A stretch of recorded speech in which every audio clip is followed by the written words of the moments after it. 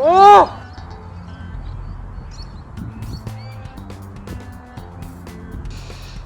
Yep, golf is hard. What makes it even harder is when your body makes unconscious changes to your swing and you don't even realise it. And that's how a former slicer becomes a sliceaholic. I used to battle a bad slice with my driver. I worked on it, I fixed it, I got it under control. But here's the truth they don't tell you. Once a slicer, always a slicer. Just like an alcoholic, you're never really cured. You're always in maintenance mode. Obviously it's not the same thing, but the pattern is similar. And if you stop paying attention, if your sequencing slips, if you chase the wrong feeling, it comes back again fast. Recently my driver got to the point where golf just wasn't fun. First tee, uncertainty. Every longer hole, uncertainty. And when the first shot of a round fills you with doubt, that's not a great way to enjoy this game. So I booked a lesson with my PGA golf coach, Jack. He asked me what we wanted to work on. I said, driver, maybe shaping irons. We spent the whole lesson working on the driver.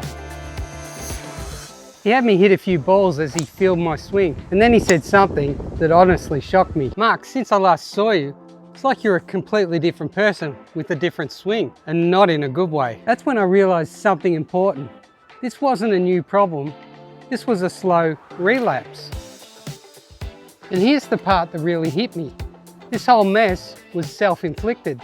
I've been chasing driver distance and I had this thought, when you swing a bat or an axe, your trail hand is strong. So I thought stronger trail hand equals more power equals more speed. And it worked for a while, but that strong grip slowly turned into something else. And as I strained for more distance, my lead wrist started cupping at the top. And without me noticing, my sequencing started to fall apart.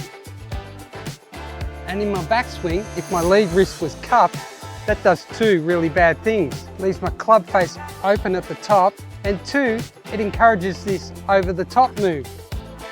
Whereas a neutral wrist would come down more on plane.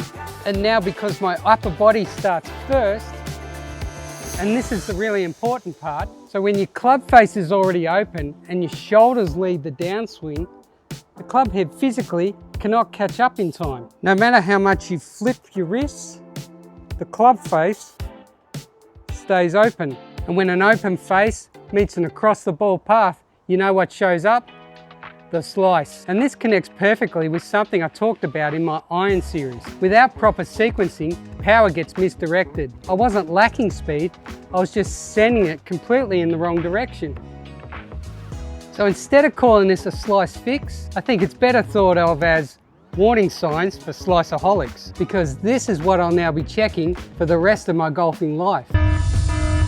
If your trail hand starts getting stronger and stronger and your lead hand starts flipping underneath, it's usually not free speed. It's your slice quietly walking back in the door.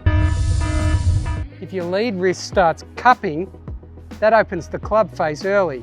And now you're forced to manipulate the club to survive the downswing. Big red flag. And this one's the killer.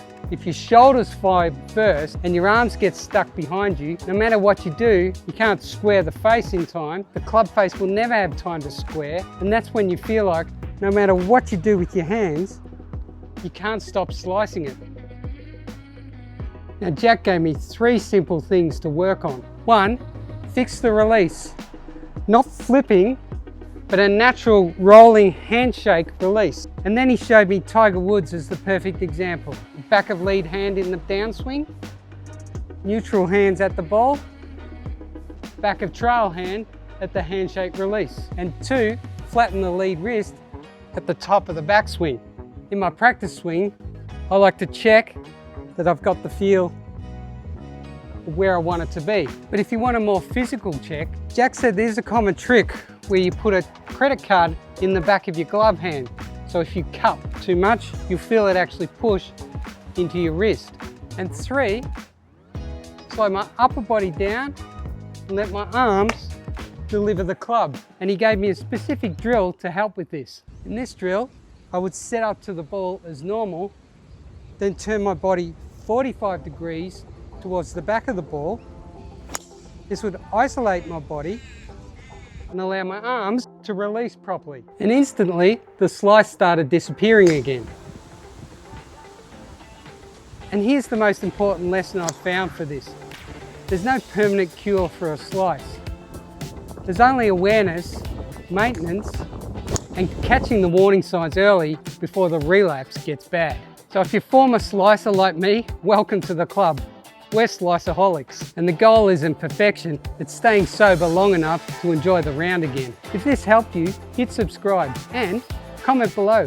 What's the one swing fault that tries to creep back into your game? Because chances are, you're not the only one fighting it. And if you're serious about improving, don't guess like I did. Book a session with a PGA golf coach. Even one lesson can make a massive difference. And if you want to see more of studying golf content, I highly recommend you click on this video here.